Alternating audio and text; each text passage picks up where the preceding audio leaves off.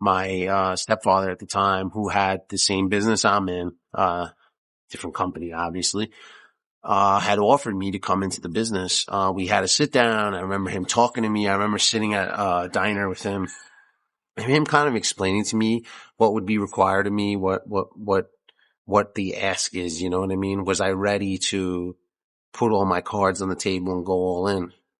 And to be truthful with you guys, man, I was out on my own at 17. So at this time, I guess like now I was probably like 26, 25, 26 at the time.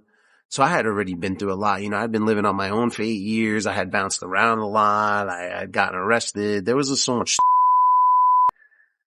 And I felt like this was my break. And, you know, I remember talking to my now wife at the time, and we were very early on in our relationship, but you know, I ran it by her because we were deep enough and knew each other well enough that we had these discussions, and I decided to go for it. I really didn't have anything to lose at that point, you know, learn a new business and a great business. And then with the opportunity of taking over that company in the future, you know, that was undecided.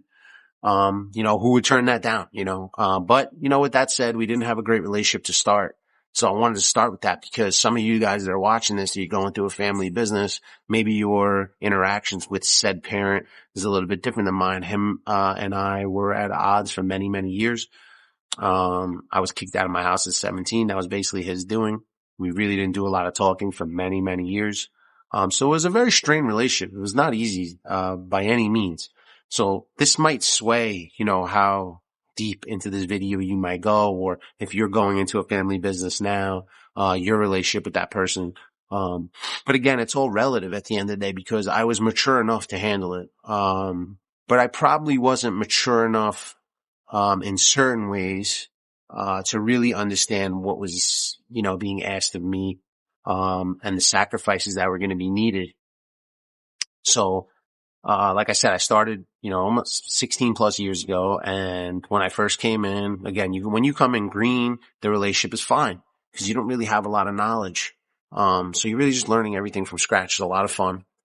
As time evolved, and I started taking on more responsibility and learning electrical and learning the plumbing side. That's one thing I'm forever grateful, by the way.